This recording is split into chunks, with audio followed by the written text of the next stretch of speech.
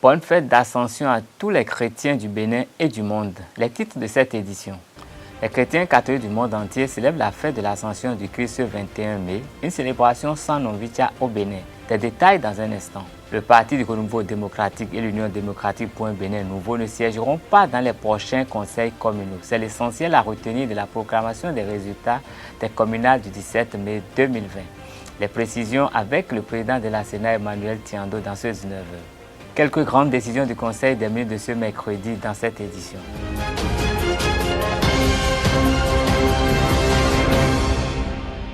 Mesdames et messieurs, bonsoir. Un nouveau décès dû à la COVID-19 au Bénin. L'information est publiée sur le site officiel du gouvernement béninois depuis quelques heures.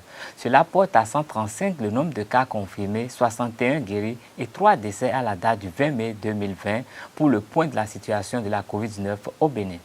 Depuis le mardi 19 mai 2020, comme le précisent les explications du ministre de la Santé, le Bénin s'aligne sur les indications recommandées par l'OMS dans la gestion de la pandémie du coronavirus COVID-19. Ainsi, avec 26 792 tests PCR plus TDR réalisés depuis le 3 mai 2020, le Bénin enregistre à la date du 20 mai 2020 un total de 135 cas confirmés, avec 111 personnes sous traitement, 61 personnes guéries et 3 décès. Sur la période allant du 3 au 20 mai 2020, ont été réalisés 13 346 tests au PCR, 13 446 tests de diagnostic rapide TDR. Pour rappel, le test de dépistage rapide TDR consiste en une recherche dans le sang et celui du PCR au virologique. Polymérase chain reaction consiste en un prélèvement nasopharyngé, gorge, nez, pharynx, donc à faire un prélèvement nasal ou buccal pour y rechercher les traces du virus. Le respect des mesures sanitaires, notamment des gestes barrières, le lavage systématique des mains à l'eau et au savon, le port du masque en tout lieu, le respect de la distance de sécurité sanitaire de 1 mètre sont entre autres les mesures à respecter rigoureusement pour réduire la propagation du coronavirus COVID-19 au Bénin. Vous pouvez joindre le centre d'appel COVID-19 au Bénin au numéro 136 pour toute information au sujet du coronavirus. Dépistage, prise en charge, isolement, signalisation, questions diverses. Les appels sont gratuits 24 heures sur 24, 7 jours sur 7. Nous sommes aujourd'hui le 21 mai 2020, jour de l'Ascension, grande célébration pour la communauté chrétienne. Les catholiques du monde entier célèbrent la montée du Seigneur Jésus-Christ, une fête qui marque le début de la préparation de la fête de la Pentecôte, la descente de l'Esprit Saint sur les apôtres. Comme l'explique l'aumônier des cadres et personnalités politiques, le père Nathanaël Yaovi Souedi. La fête de l'Ascension signifie que Jésus-Christ, après sa mort et sa résurrection, est monté au ciel, au-dessus de toutes choses. Cela rappelle fondamentalement qu'il a triomphé de tout. Il est au-dessus de tout. Il était réellement devant lui, que s'inclineront toutes les forces du monde. Par sa mort et sa résurrection, il a vaincu le péché et la mort. Et il a pris 40 jours, selon les Écritures saintes, pour se manifester à ses apôtres. Les 40 jours, ou notamment le chiffre 40, rappelle les 40 ans de la traversée du désert. Et au terme de cette traversée, le peuple devait arriver sur la terre promise, c'est-à-dire au lieu où ils vont connaître vraiment la délivrance et le salut de Dieu. Donc les 40 jours de cheminement qui culminent maintenant à la fête de l'Ascension signifient que Jésus-Christ, à travers tout son ministère, qui s'est résumé dans la mort et la résurrection, qui est le don total de sa vie, est parvenu au terme de sa mission. Et le peuple de Dieu connaît désormais le salut total, la délivrance totale. Tout comme le peuple d'Israël, après 40 ans de désert, a connu la terre promise. C'est pourquoi on fête l'Ascension 40 jours après la fête de la résurrection. Il a demandé aux chrétiens, bien sûr, de renaître davantage à leur foi pour comprendre que leur foi n'est pas vaine, que le chemin qu'ils ont parcouru à la suite du Christ, notamment durant le carême, les a amenés à présent à la conviction forte que Jésus-Christ n'est pas seulement ressuscité, mais il est au-dessus de toutes choses. Il est retourné à Dieu pour montrer réellement qu'il est celui qui vient de Dieu, celui qui est Dieu et retourne vers Dieu et retourne dans sa gloire. C'est d'abord ça fondamentalement la signification de cette fête de l'Ascension. Et ça signifie, dans cette dynamique, que notre vie ne s'arrête pas sur la terre. Elle nous amène à connaître la gloire de Dieu. C'est notre foi fondamentale. Pour que le chrétien vive fondamentalement cela, le récit qui nous parle de l'Ascension ont pris en compte réellement notre condition humaine. Devant ce Dieu tout-puissant qui a vaincu la mort et qui faisait la joie et la gloire de ses disciples, qui ont vraiment expérimenté qu'il a vaincu la mort à travers ses manifestations, devant ce Dieu qui s'en allait ainsi vers le ciel, les apôtres étaient découragés. C'était dit, mais il nous a abandonnés, qu'allons-nous devenir? Ils étaient là à regarder le ciel. Comme des orphelins, il leur a dit, je vous ai promis l'Esprit Saint. Il viendra. Ne restez pas là, regardez vers le ciel. Allez attendre l'Esprit Saint et partez, annoncez dans le monde le message que je vous ai apporté. Et la fête de l'Ascension ainsi introduit les chrétiens dans la fête de la Pentecôte. Elle leur demande de se concentrer davantage dans la prière pour attendre le don de l'Esprit Saint. Le contexte de la COVID-19 influence toute célébration depuis son apparition. Les chrétiens catholiques se doivent de s'intégrer cela dans la façon de célébrer l'Ascension de cette année. Loin d'en faire une fatalité, le chrétien béninois doit en tirer parti pour rebâtir sa communion avec le Seigneur et avec la vie de tous les jours en se référant à Dieu, l'unique créateur. Le père Nathanaël Yaovi Souédé évoque cette opportunité de repenser la façon de vivre ensemble. Il est au micro de nos reporters. Par ces temps-ci, on peut être désemparé par ce qui est arrivé, le Covid-19. On peut être déboussolé. On peut se sentir dans un désarroi total. Et on ne sait plus où aller. Surtout ceux qui ont été dans des conditions difficiles, à telle enseigne qu'ils ont du mal à joindre les deux bouts chaque jour, à telle enseigne qu'ils ont du mal à payer leurs employés, à telle enseigne qu'ils ont du mal à avoir le salaire quotidien. On a des raisons d'être déboussolés. L'Ascension vient comme une boule de sauvetage.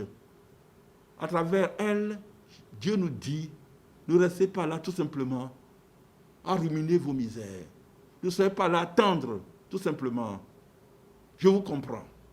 Dans votre confinement, comme les apôtres, réveillez en vous le don de la foi qui vous demande de prier, d'espérer, de penser des stratégies nouvelles pour mieux vivre votre foi, pour faire face aux difficultés, aux épreuves, parce qu'elles font partie de la vie.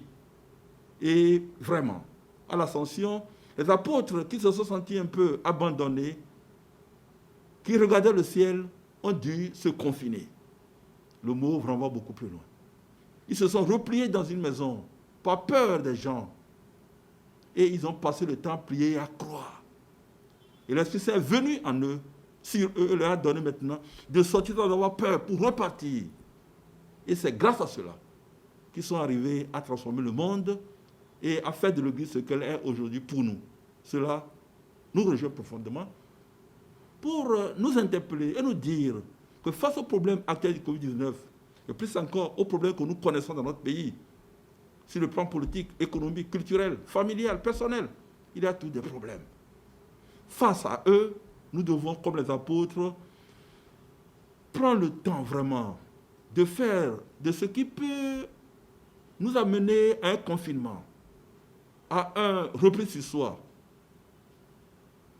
un espace de prière, de réflexion profonde, de discernement, pour voir ce qu'il convient de faire, pour repartir.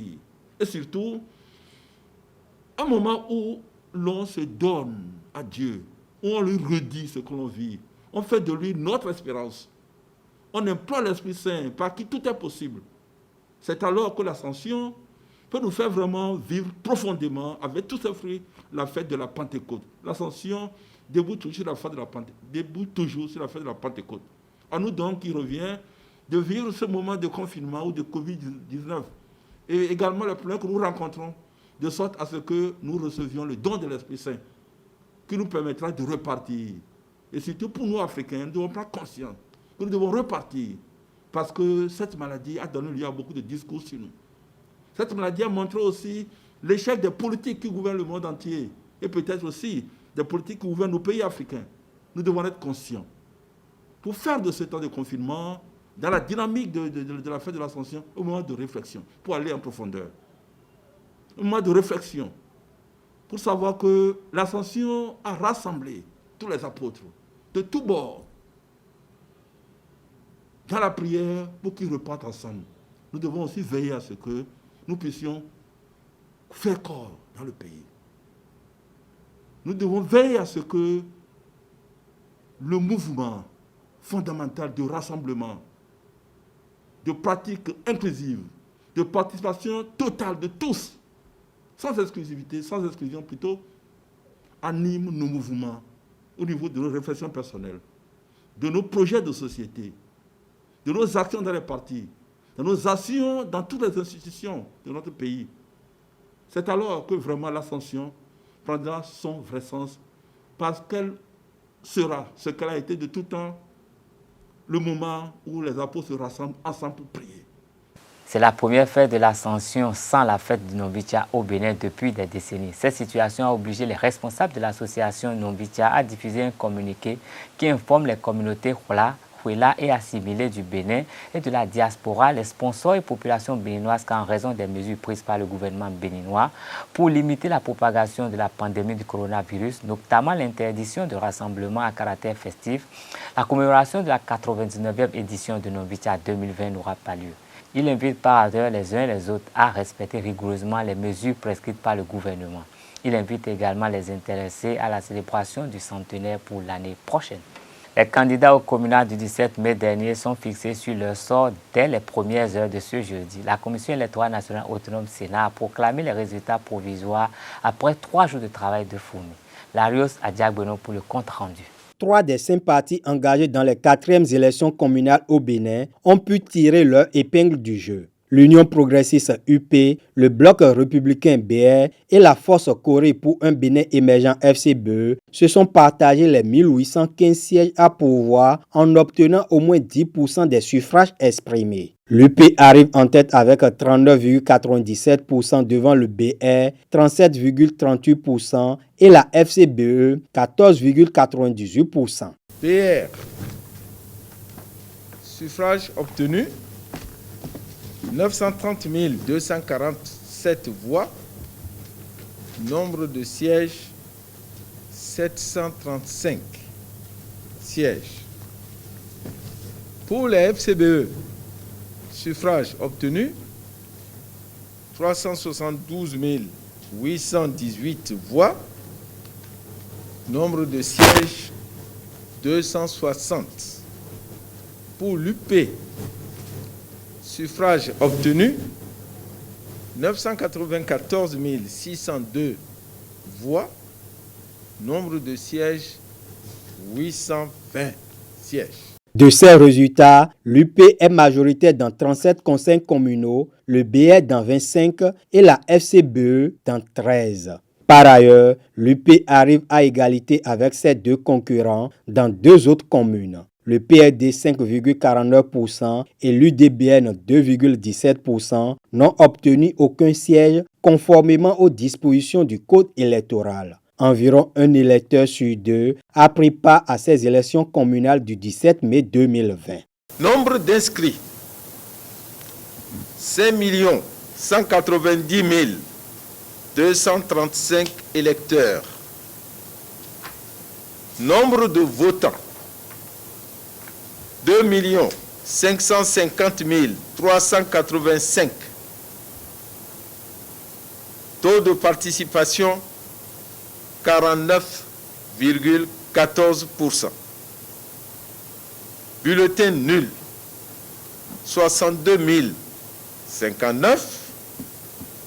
Suffrage valablement exprimé 2 488 326.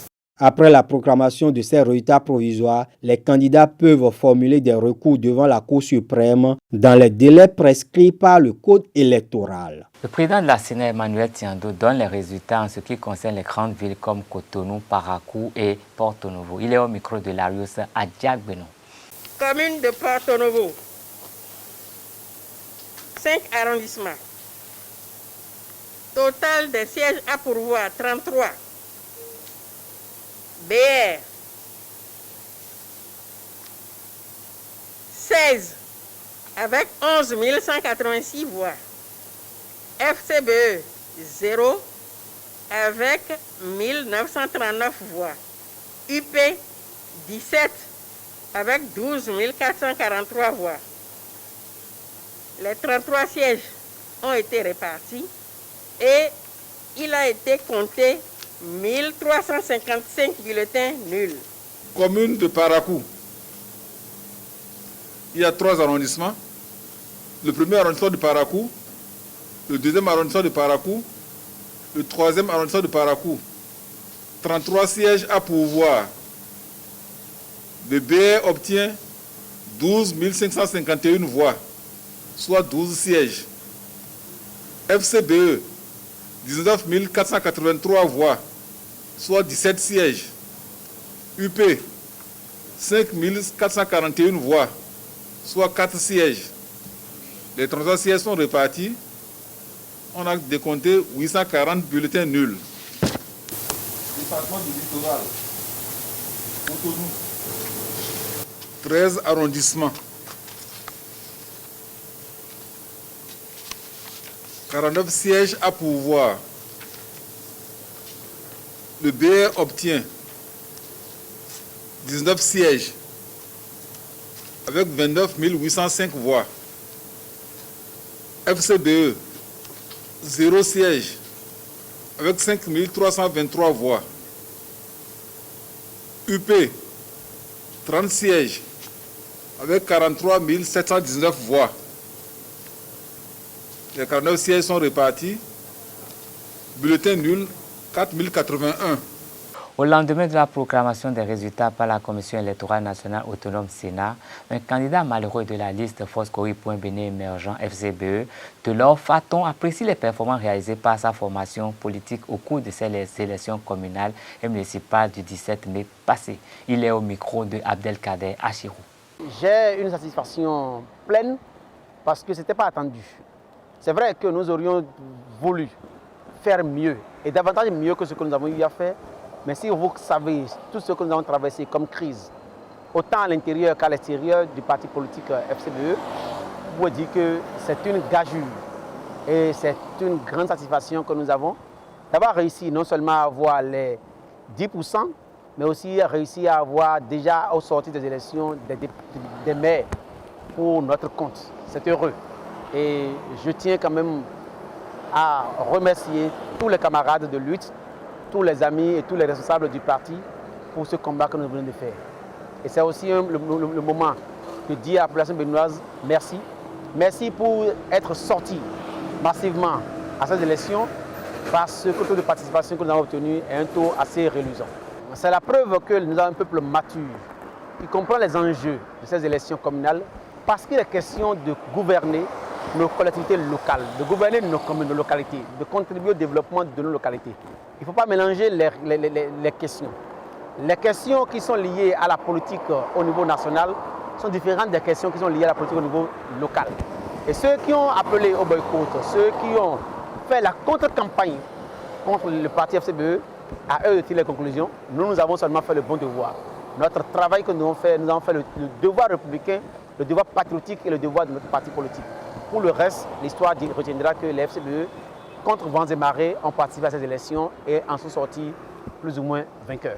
Dans le même registre, le chroniqueur politique et consultant en médias et communication Agapit Napoléon Maforican expose les enseignements à tirer de ces résultats proclamés par la Commission nationale autonome Sénat. Je vous invite à suivre son argumentaire au micro de Abdelkader Achirou.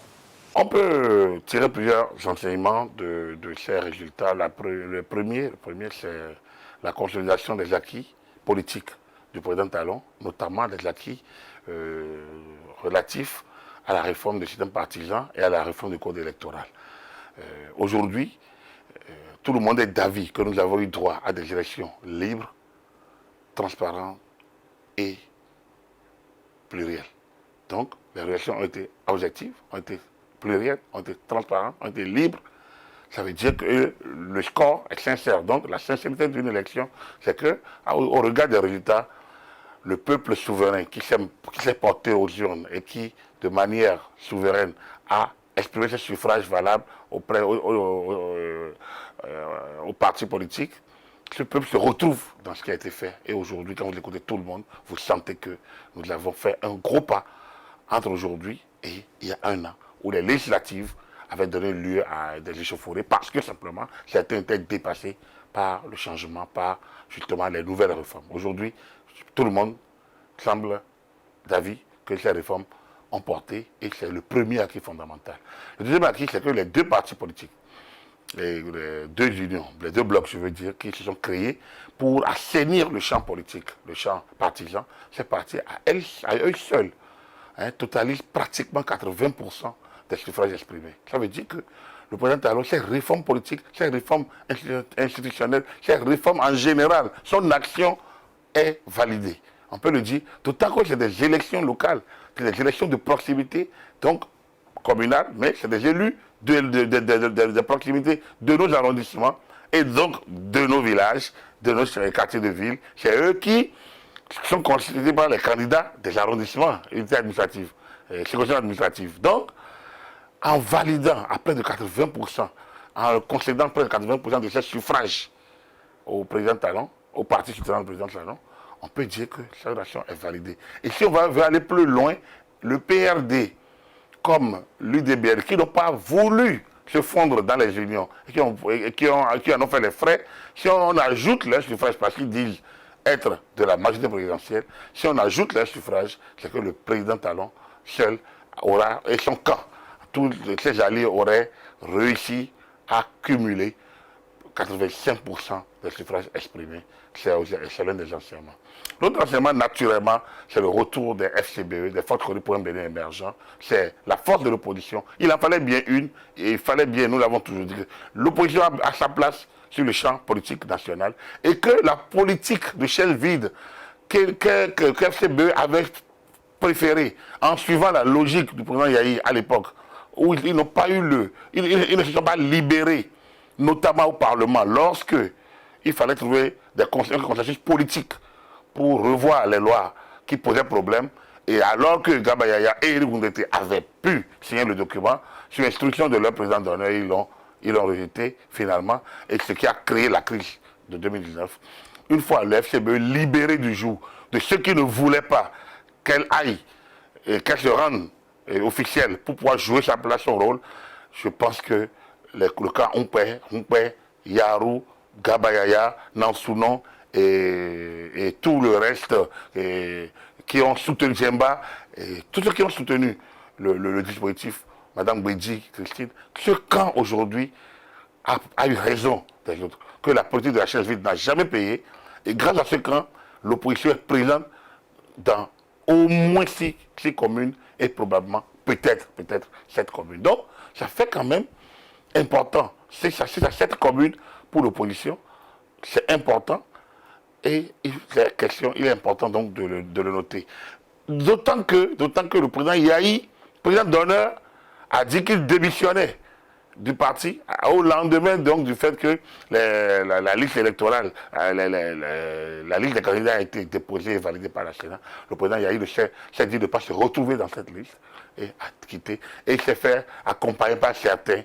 Beaucoup avaient cru que FCBE était perdu. Moi, je me réjouis que FCBE vive encore parce que FCBE a besoin d'apporter une autre voie dans ce qui se passe et ça permet d'aller de l'avant parce que la critique permet toujours de se corriger. Donc la voix du FCBE était utile. Tenu en vidéoconférence ce mercredi, le Conseil des ministres a pris d'importantes décisions. Une de ces décisions concerne les travaux de réaménagement des accès et parkings extérieurs de l'aéroport international de Cotonou.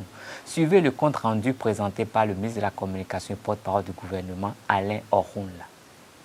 Le Conseil des ministres s'est réuni ce mercredi 20 mai 2020 sous la présidence de M. Patrice Talon, président de la République, chef de l'État, chef du gouvernement. Les décisions ci-après ont été prises. Mesures normatives. Au titre de ces mesures, le Conseil a adopté les décrets portant modification des statuts du Centre de partenariat et d'expertise pour le développement durable et nomination des membres de son conseil de gérance, puis modification du décret numéro 2017-39 du 25 janvier 2017 constatant l'approbation de la création de l'Agence nationale d'approvisionnement en eau potable en milieu rural. Au titre des communications, autorisation de signature d'accords spécifiques entre l'Agence nationale d'approvisionnement en eau potable en milieu rural, ANAEP-MR, et les communes du Bénin. Ces accords font suite à la convention signée entre l'agence et les communes dans le cadre de l'approvisionnement en eau en milieu rural. Ils visent à consolider les acquis du projet d'accès universel à l'eau potable et permettront notamment de poursuivre l'extension rapide de l'accès à l'eau potable au profit des populations des zones rurales, professionnaliser l'exploitation, l'entretien et la maintenance des systèmes mis en place aux fins d'assurer la pérennisation des services d'adduction d'eau potable en milieu rural. Ce faisant, l'ANAEP-MR apportera son assistance aux communes dans le domaine du service public d'adduction d'eau potable en milieu rural. Aussi, le Conseil a-t-il autorisé la signature de ces accords spécifiques entre l'agence et les communes concernées. Réalisation des travaux de réaménagement et de reconfiguration des accès et des parkings extérieurs de l'aéroport international de Cotonou. Ces travaux visent à favoriser un niveau de service du dit aéroport en conformité avec les standards internationaux. La société qui l'exploite a identifié comme solution à la congestion et au désagrément causés aux usagers le réaménagement et la reconfiguration de ces accès ainsi que de ces parkings extérieurs. En effet, la configuration actuelle des accès à l'aéroport n'offre pas la qualité de mobilité requise aux usagers et contraste avec le nouveau cadre architectural de la zone aéroportuaire en cours de finalisation. C'est pourquoi, tenant compte de la complexité des travaux à réaliser, la Société des aéroports du Bénin a lancé une procédure qui a abouti à la sélection de l'entreprise Colas Afrique qui dispose de solides références dans le domaine. Quant au contrôle et à la surveillance des travaux, ils seront assurés par le bureau BEI Corp. Réalisation des travaux de réhabilitation et d'aménagement de la voie Carrefour Général Bratier Clôture Parc Mivo dans la commune de Semepodi, Pécadis. Les dits travaux tiennent de la nécessité, entre autres, d'améliorer la praticabilité de la voie concernée par la pose de pavés, d'assurer un bon drainage des eaux, d'assainir la zone du projet et de réduire les nuisances causées aux usagers. Il est en outre prévu, au titre des aménagements, la construction d'une bretelle avec un collecteur pour l'évacuation des eaux. Pour en assurer l'exécution diligente et selon les normes requises, le Conseil a retenu l'entreprise Sogea Satom. La mission de contrôle et de surveillance, quant à elle, est confiée au bureau SECO BTP Ingénieurs. Hors de nos frontières, pour finir, le cyclone Amphan qui a atteint les côtes frontalières entre l'Inde et le Bangladesh ce mercredi a fait 14 morts côté indien et 8 morts côté du Bangladesh, en plus d'importants dégâts matériels enregistrés. Ainsi se referme cette session d'information. Merci de rester fidèle au programme de Ezara TV. Gardez le réflexe www.ezaratv.bj. Bonsoir.